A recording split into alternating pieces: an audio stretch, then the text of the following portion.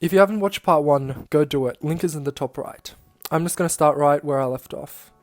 The next scene after the gummy bear test is one of Ayanokoji partaking in the first exam that was shown to the reader.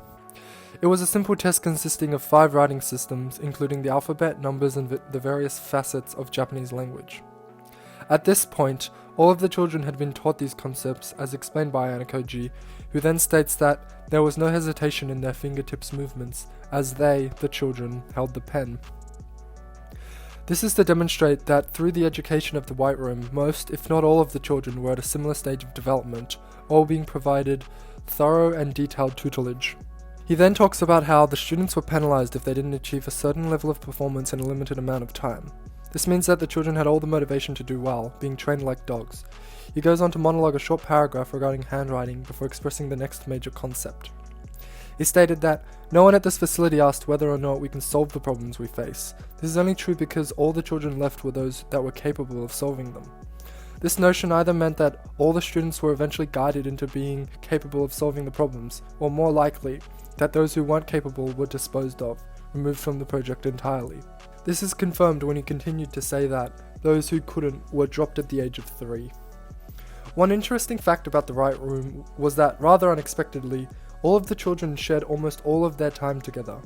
Based on Ayanokoji's cold, socially awkward demeanour, one might suspect that he was simply not introduced to very much social interaction as a child. However, it is clear that he had more than enough time to develop these skills, and the reason for his personality lies much more in relation to the nature of these interactions, as will be explained in the next few parts. However, we zoom back onto Ayanokoji during the written exam. It was stated that receiving a perfect score on the exam was the minimum requirement, and that the main separating factor was time. This is interesting, meaning that the tests weren't necessarily asking for extensive knowledge, but instead demanded perfection. In the next statement, we get a glimpse into the beginning of Ayanokoji's schooling. It was stated that he didn't always rank first, despite ranking first since the 4th exam. His ranking jumped from 24th in his first ever written exam to 15th, then 7th, before eventually beginning his streak of coming first.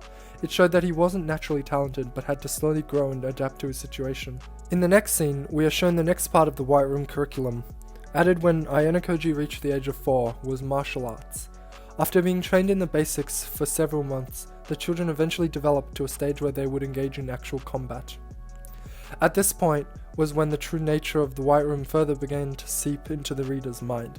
It is stated that the children were always made to taste the bitterness and pain and suffering as they sparred against the instructors. They wouldn't give the children a break, even after them being slammed into the ground multiple times, struggling to breathe. In fact, they would even reprimand the children if they did not get up fast enough. Despite this incredibly large difference in strength between the adults and the children, they would still beat the children down again and again with little regard for their health. In the next paragraph, we're shown a scene of a young girl named Mikuru sparring with her instructor.